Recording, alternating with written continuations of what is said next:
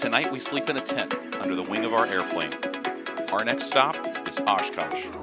Hey everyone, Clay from Clayaviation.com. We're on our final leg to the big Airventure Oshkosh fly-in. On our last episode, we landed at Chicago Midway after exploring our random engine failure. Thankfully, I was able to repair the airplane myself. That repair all button is the only tool in my toolbox, but it works like a charm. So we're well on our way out of Chicago and heading towards Oshkosh. And this is a great time to go ahead and knock out the subscribe checklist. So like this video and let me know you're watching. Subscribe to the channel and keep up with the weekly updates and new videos that come out. And comment on this video if you feel so inclined. You know, one of the conversations that I was having down in the comments with you guys was we were talking about how sometimes it's tough to tell when something is going awry in the simulator, if that is something going wrong with the simulator or if it's the simulator simulating something going wrong or awry in the airplane. And a great example of that is if you notice right now on the windshield, we're getting a little foggy outside. It's hard to see. And is that the weather settings? What do we do to fix this problem right now? As it turns out, in Airfoillabs Cessna 172, which we're flying, it actually mimics a fog effect, and you can turn on all kinds of different glass effects and instrument dirt and things of that nature. So this is simulating the inside of the windows literally fogging up.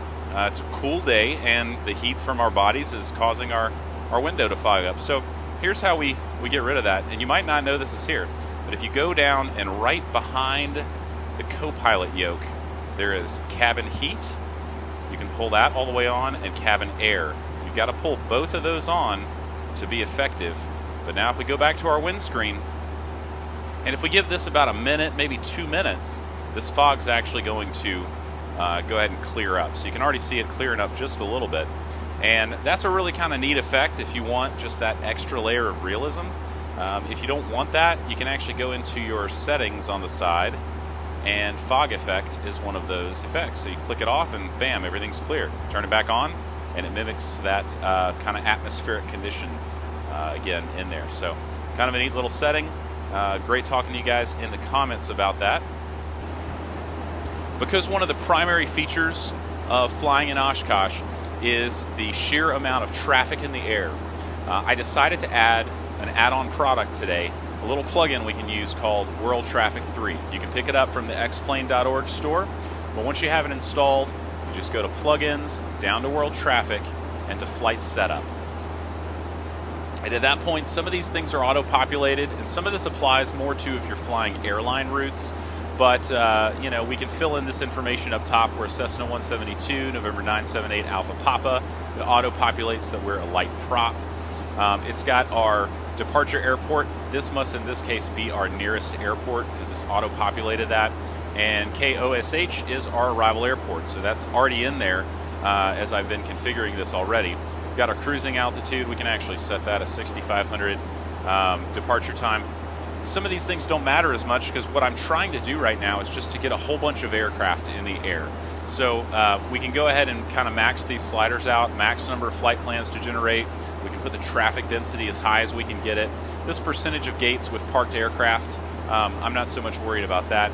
And then flight plan load radius, we've got 120 nautical miles. So I chose not to add military flights to the arrival and departure airports, but I did go ahead and crank up the number of GA flights to add for the departure and the arrival airport. So there's lots of little things you could get into with this particular add-on, but really all you need to do from here is just to click this Create Flights button. It's going to pause and think for a bit, and now it's generating all these flights down here. So it's creating flight plans for 751 different airports, and it's basically creating a world of traffic for us. So we'll give that a moment to load up. The way we're going to play the traffic game today is, you know, normally you get in line at Ripon and everybody's flying kind of highway in the sky over the tracks. They're flying right over the tracks, 90 knots, 1,800 feet. Well, we can't really simulate that. I can't have them follow that specific route. I don't know, maybe one of you guys can. I can't get them to do that. In this case, there's just traffic swirling all over the skies. So what we're going to do is, if on our approach into Oshkosh we were to have to divert for any traffic, or if we see any traffic that's getting near us, we're going to act as if that's kind of a traffic incursion or traffic saturation in the approach and handle it accordingly, which normally if there's too many planes coming in, they're going to break you off and tell you to go back to Ripon and enter again. There's actually 2 holds that we could enter as well around the 2 different lakes. There's a lake near Ripon and a lake near Fisk. So we'll just kind of play that by ear, but ultimately what it's going to do is cause us to keep looking outside for traffic and keep our head on a swivel. And if we see any traffic, we'll go ahead and break off the arrival and start it over again. Now it's telling me that ground routes don't exist for the departure airport. It's going to generate some ground routes. I can either generate them or not generate them. I'll go ahead and generate them in this case. So it's syncing all that up, and here in a moment we'll have everything ready to go. After we get this all set up, we will brief our NOTAM before we get into Ripon and see what we can learn through that.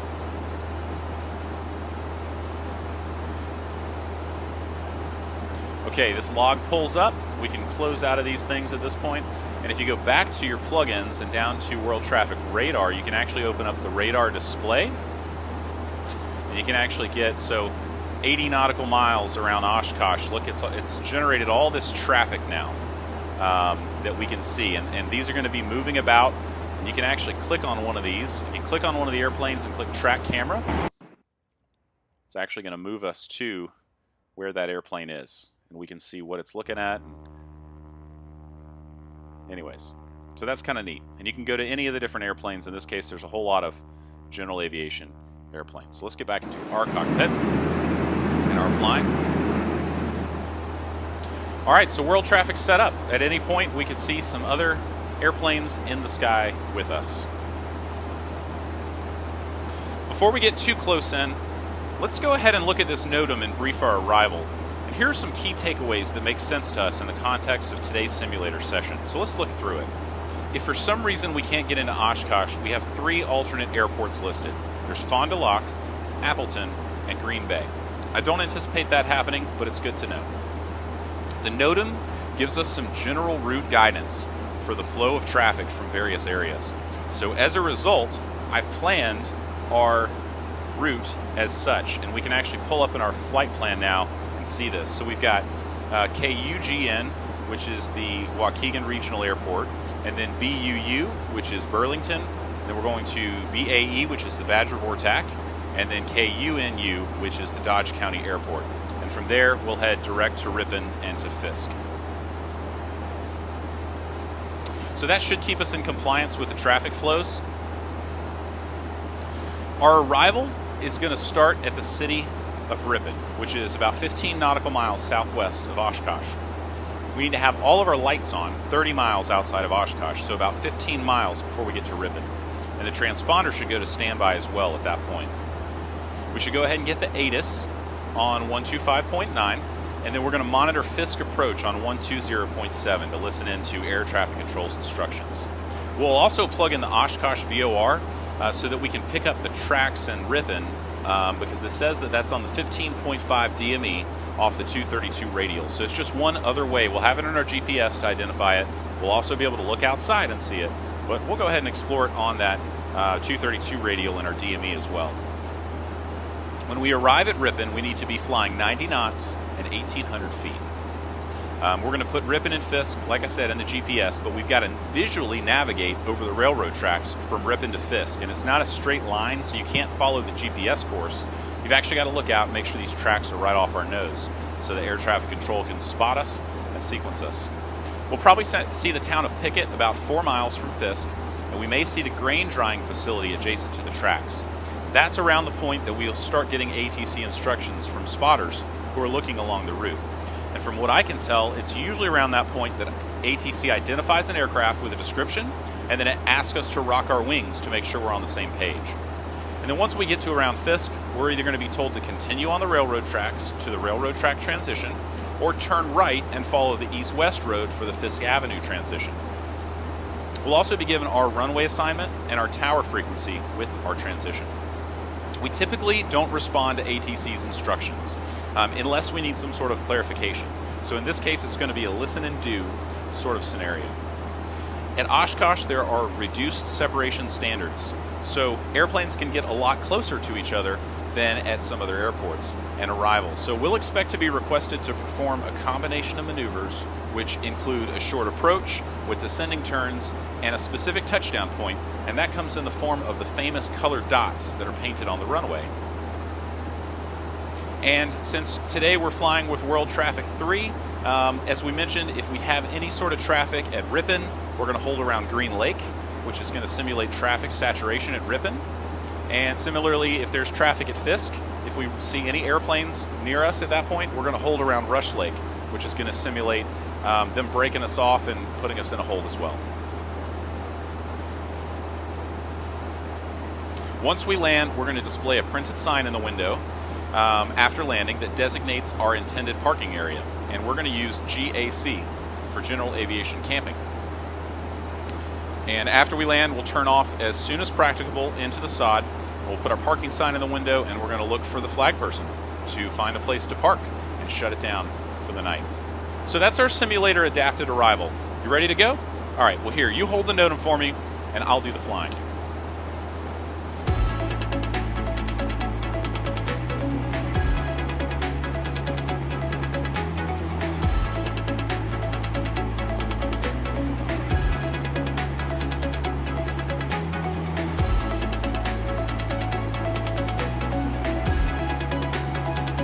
So why are we doing this? Simulating a flight into Oshkosh. Is this to teach you how to fly into Oshkosh? No, that's not it. Is this to show you exactly what it's like to go to Oshkosh? No, not at all. We're in a simulator, and this is a bucket list flight for me too, meaning I haven't done it yet. Look, experiences like the one we're simulating, flying into Oshkosh, these are some of the great, rare experiences of this world. There are so very few people in the grand scheme of things that will ever get to do this. The simulator is a place where we can explore aviation, learn about aviation, practice aviation, and most of all, dream about and enjoy aviation. Maybe you'll never get to do this in real life, but maybe you will. And if you're thinking about it, or maybe you didn't know this existed, and I can inspire you to go do it and make it happen, then mission accomplished. Look, this is not flight training. It's not Oshkosh preparation training. We're using the latest NOTAM, which is from last year, to explore and enjoy this great simulator at this awesome event. My goal is not to teach you how to fly, but to show you how much fun flying can be. If you've thought about learning to fly, go do it. Find the nearest general aviation airport and just go take a discovery flight. It'll probably only cost you $100 or so. And you don't have to make a commitment to enroll in flight school or make any sort of commitment financially beyond that. And then a bucket list flight like this, it could someday be a reality for you. Right now, my two boys are 8 years old and 6 months old. I haven't made this flight yet, but when they're a little older, you bet I'll be loading up the family and doing this for real. I hope you'll join me someday. Okay, we've just passed KUNU and we are heading towards Ripon now. Let's take a look and see how far out we are. We've got about 12 minutes. We're 23 miles or so away. So this is a great time to go ahead and get everything configured and set up so that as we approach Ripon, we can be where we need to be. So first and foremost, let's go ahead and start a nice descent here. And we can go ahead and get down to our autopilot here. Let's just go ahead and set this up. I'm going to start by pulling on our power just a little bit. We're going to go ahead and start a descent now. 500 feet per minute should work well. We can go ahead and set our altitude.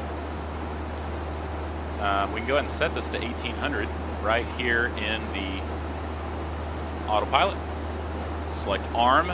So we're now vertical speeding down at 500 feet per minute, and our altitude is armed to capture when we get there. Nav is still navigating us as we want to stay on our GPS course. So we're looking in good shape there. We got a nice cruise descent coming in. With our power reduced just a little bit, we're at about 120 knots. We might can even pull it back just a little further from that. We don't want to get too fast and let that airspeed creep away from us. And as we start our descent check, we can go ahead and start to enrich in our mixture just a little bit. So here are the things we need to do before we get to Ripon. We need to get our lights on, so we'll turn on our landing light there. We need to turn our transponder to standby. So let's go ahead and ease on in here to our transponder, and we'll just grab that and click that on over to standby. All right. Next thing is we can obtain our ATIS. So we can go ahead and plug that in 125.9, which I've actually got here in COM 2 already. So if we activate COM 2, let's see if we can hear it. Wittman Regional Information Tango. 1100 Zulu weather. Wind light and variable, visibility more than 10. Sky conditions 23,500 scattered, 34,000 scattered, temperature 6, dew point -16. Altimeter 2992. Arriving runways 27, 22, 31, departing runways 27, 22, 31. Advise on initial contact, you have Tango. All right, so there's our weather. We've got our altimeter setting in. Now, another great question that was asked in the comments section by Nonkel Beer, thanks for the question, is why do we have our altimeter setting as it is? And without going into too much detail, basically, this altimeter setting makes sure that everybody is flying on the same height. If you notice, when I changed the altimeter, 2992 is our setting. If I were to jack that down to, let's say, 29.8, well, look how low we are right now. Okay, the altimeter. So by getting the correct altimeter setting in, it makes sure that all of our altimeters are reading the same thing, for one, but also that means that when we touch down at the airport, field elevation is going to show. So it gives us a better actual gauge of what our altitude is and mean sea level based on the different pressure that is outside. So as the pressure changes, we have to adjust our altimeter setting. That's basically all that is. We're compensating for different pressure. Okay. We've got our ATIS, and it's saying that we're one of the landing runways is 27, so we should be able to expect that approach. We can monitor Fisk approach on 120.7. So we can go ahead and plug in, here, let's pull this up large here.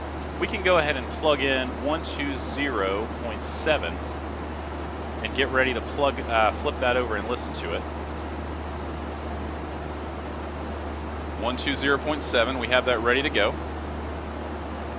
And we can plug in our Oshkosh VOR, which is 111.8. Now, we're navigating using our GPS, which takes up our nav1. We have to select either, our CDI here is either going to display GPS or nav data based on what we have, what this button is showing. So right now, GPS data is feeding to our CDI1, and that's what our autopilot's talking to. We want to keep that set up that way, so we're going to actually use nav2, which is this area, our standby and our active frequency, to set up our Oshkosh VOR. So 111.8, I've actually already got. If you were to adjust that, you could adjust that over on this knob here. 111.8, flip that over into the active, and at that point you can see our needle swings as it is receiving that. Now we can identify that and make sure that the Morse code is correct by simply clicking on nav2 button up here on the audio panel.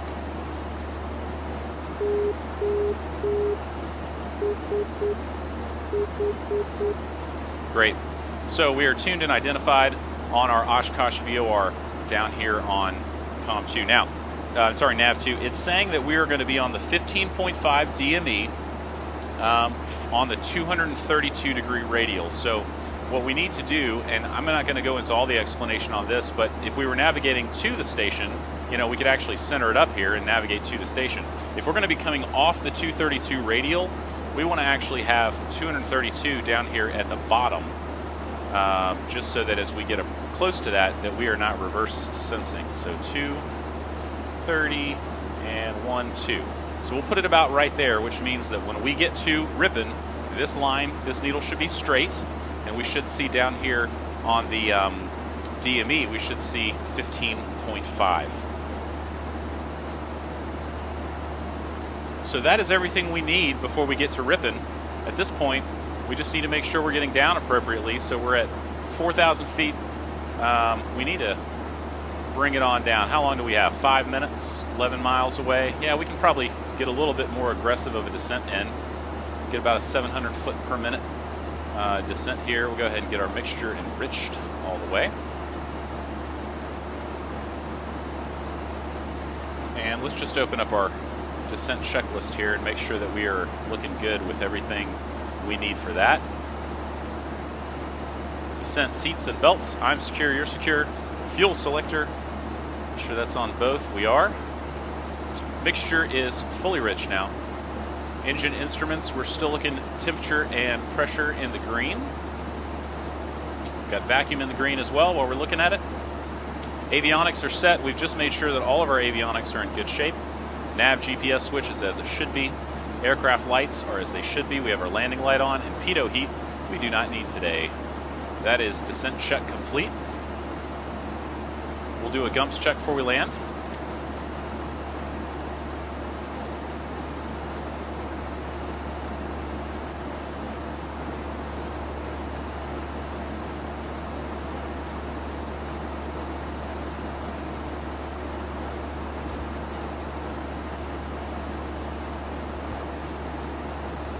Now, if we land on runway 27, we should expect tower on 118.5.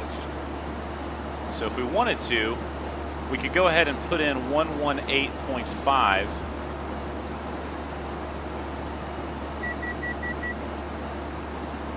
In our standby.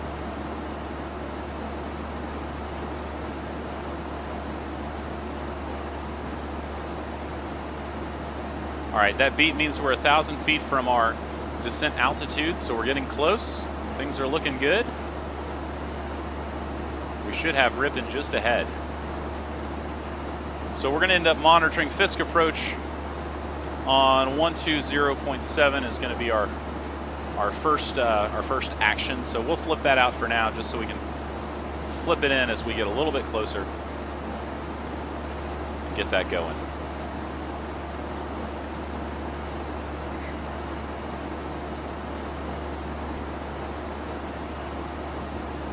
Okay, so if we look at our GPS, we're showing 6 miles from Ripon, which is just under 3 minutes. If we look down here at our DME, we're showing 18.5, so that's nice and consistent. That should be 15.5 displayed when we're over Ripon.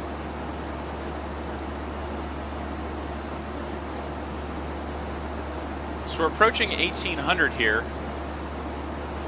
And one of the things that I want to do now, I actually want to go ahead and disconnect my autopilot, because I'm going to be flying this approach without the autopilot on. So I found that an RPM of around 1900 works well to start, to get us down to about 90. And what I can do is these last couple miles as we come in, let's not get too slow. I'm going to go ahead and get configured. I'm going to get configured for 90 knots. And I'm going to go ahead and trim the airplane out so that we're in good shape for that.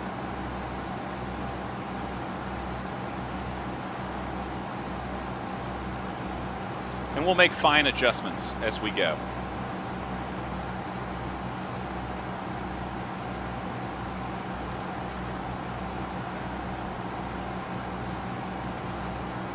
So this area we see coming up here is Ripon.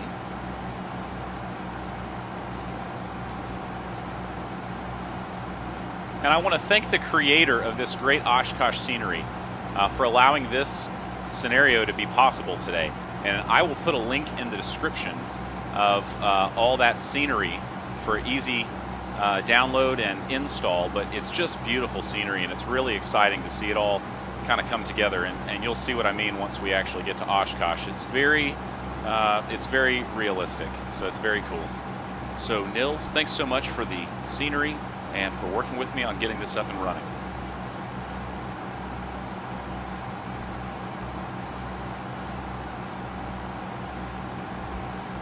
When we switch over to Fisk approach, my good buddy Reed will be helping us out. He'll be on the ground doing air traffic control for us. Reed's actually the man who taught me how to fly. Thanks, Reed, for being here with us today.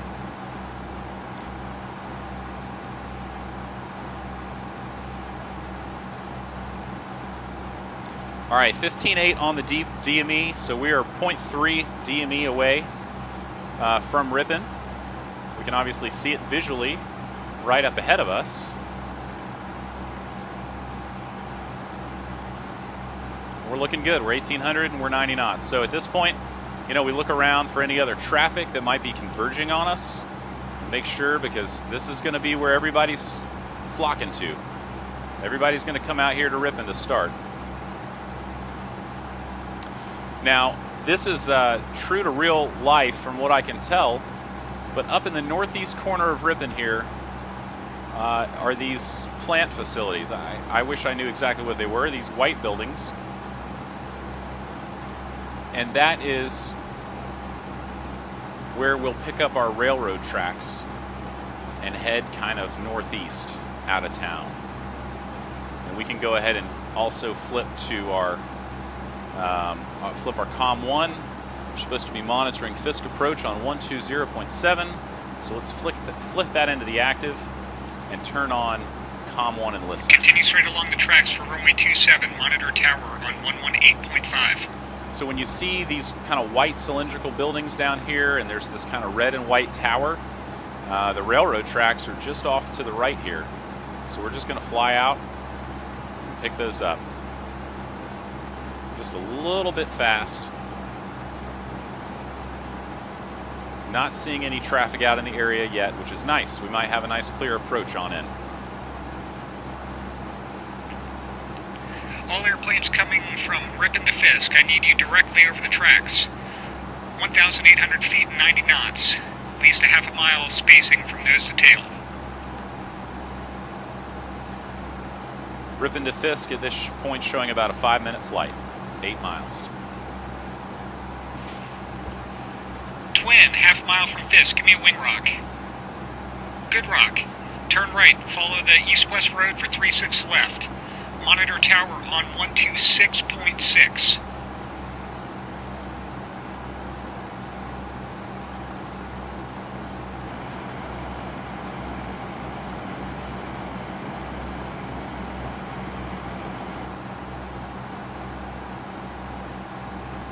Low wing, half a mile south of Fisk. Rock your wings. Proceed straight ahead over the tracks for runway 27, monitor tower on 118.5.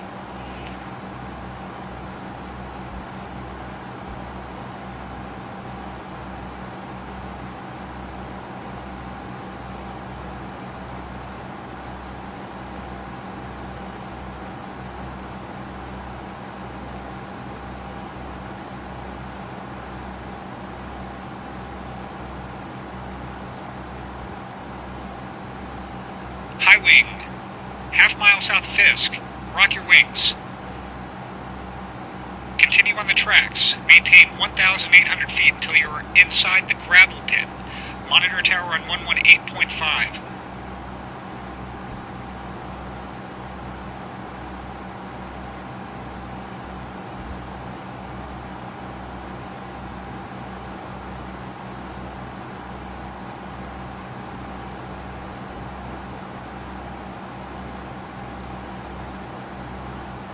Mooney, quarter mile from Fisk, rock your wings. Good rock. Start your right turn. Follow for a left base for 36 left. Monitor tower on 126.6.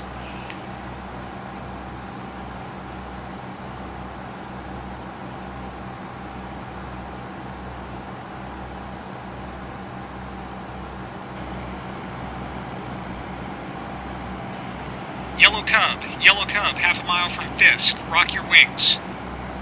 Good rock. Turn right, follow along the road for 36 left. Monitor tower on 126.6. Approaching 4 miles from Fisk here. That looks to be our grain drying facility just down below. Also modeled here in the simulator, which is really a lot of fun.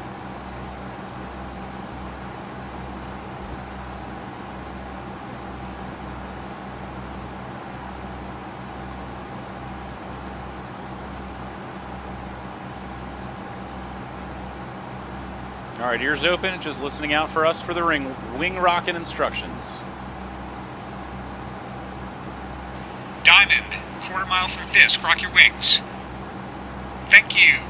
Make a right turn, follow the east-west road for 36 left. Tower on 126.6.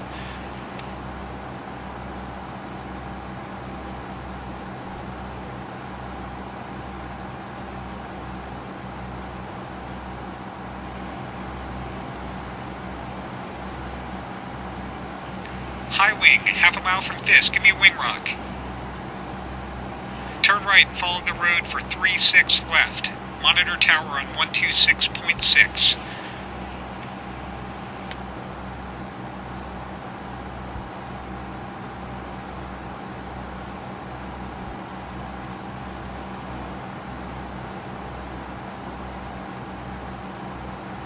Two miles from Fisk.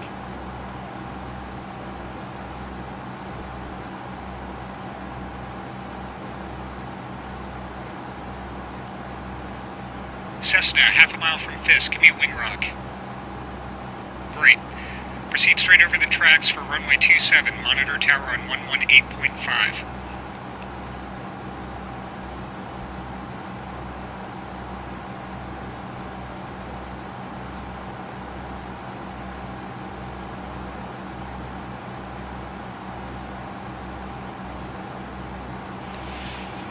Cirrus, half a mile from Fisk. Give me a wing rock. Proceed straight along the tracks for runway 27. Monitor tower on 118.5. About a mile out.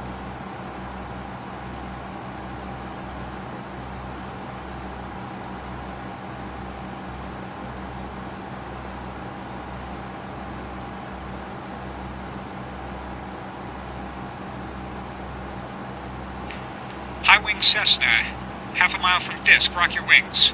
Hey, that's us. Good rock.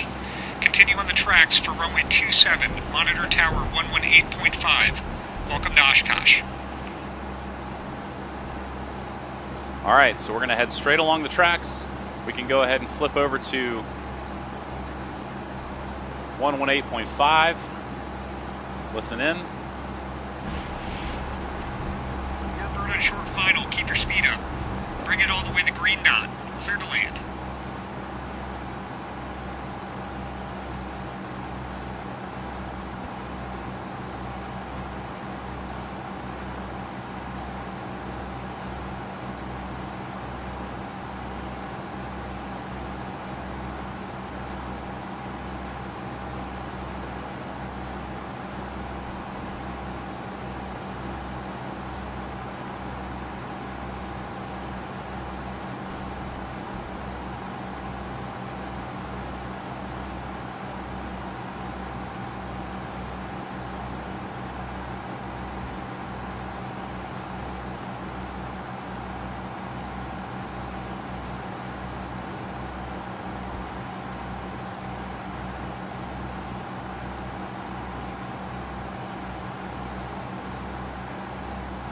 On final, clear to land.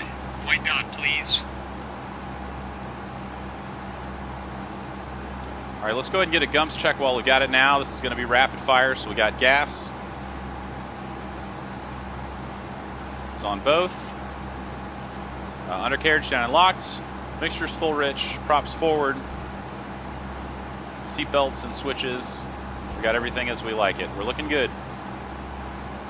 Got the airport in sight. Up off of our, on our right side here, out next to the lake. Still no traffic.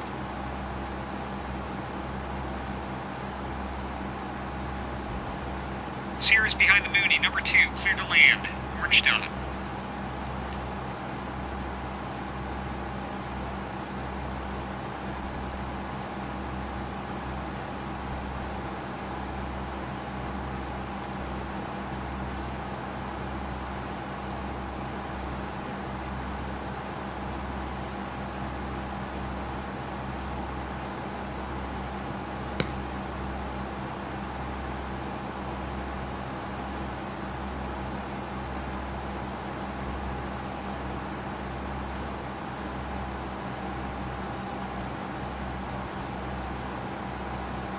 Silver low wing on base, clear to land. Green dot or beyond today. So we're seeing the approach end of runway 9 off to our right, which means we're going to be coming in from the other side, 27.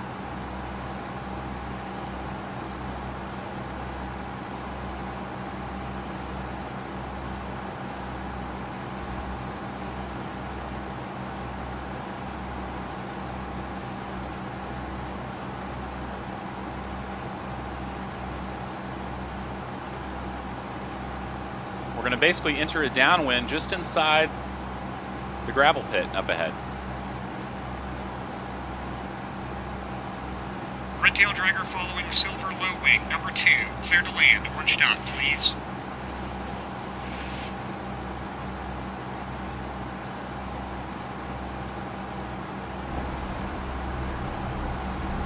See all the airplanes parked down there? That is quite the festival happening, folks. Exciting to be here. We got the gravel pit in sight, so we're basically just going to enter a downwind.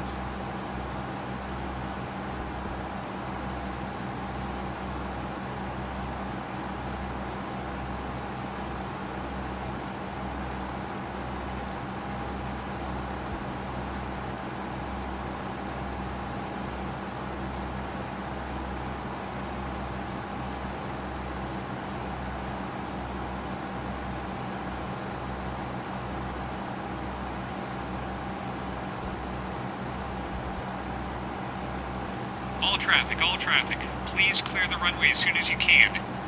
Cirrus, turn left, into the grass on your left. At this point, we'll just wait for our landing clearance and which dot we're going to put it down on.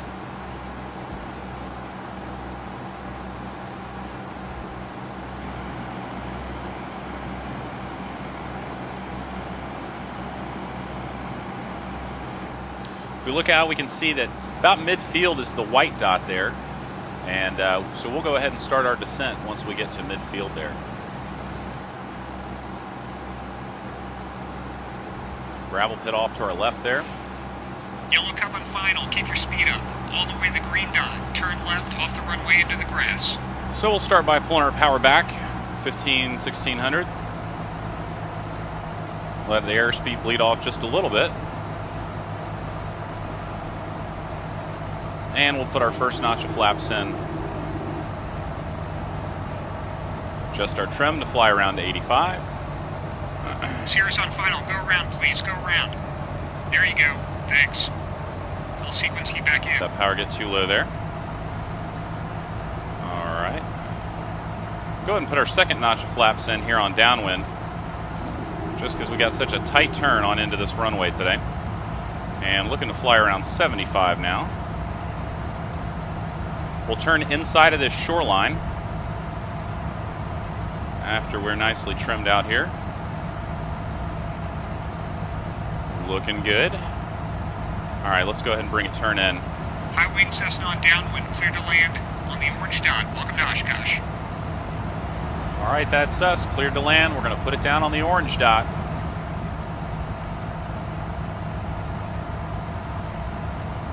Level off here briefly and go ahead and put in our final notch of flaps. And look to fly around 65 now. Keep our turn coming on in. Power wants to creep down on us. Let's keep that going in. Looking good. There's our runway. We're at about 65. And we got our orange dot in sight. About 1,000 feet past the markers there. Twin Cessna following the Skyhawk. Extend your downwind just a bit. Number 2. Clear to land on the green dot or beyond.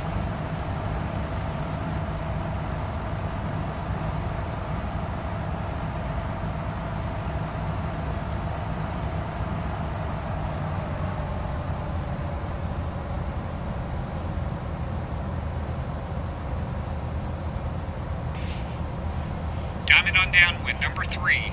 Behind the Twin Cessna, clear to land. Keep it at the orange dot.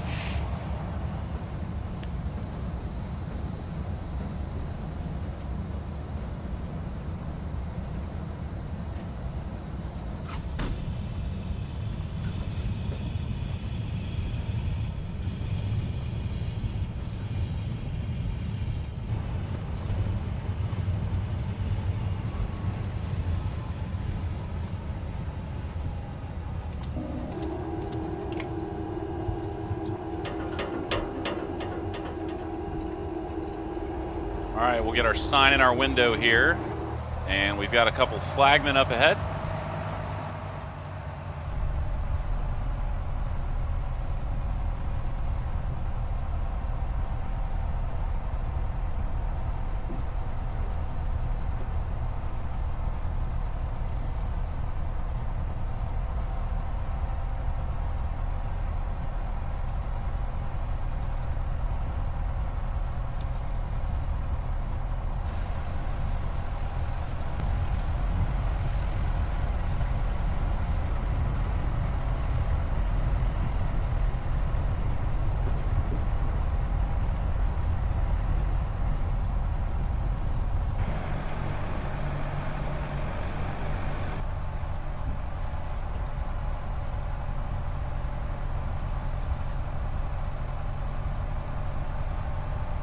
welcome to Oshkosh.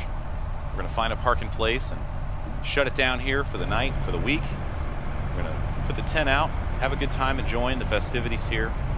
I hope you've had a good time flying here with me. I've had a great time flying here with you guys. The fun's just starting, however. Next week, we're going to have a little air show, aviation style. We'll do some demonstrations of some different aircraft, show you how to add some aircraft into the simulator, and a couple of new add-ons you can get from the xplane.org store. So stay tuned. Look forward to seeing you then. And until then, enjoy your flying.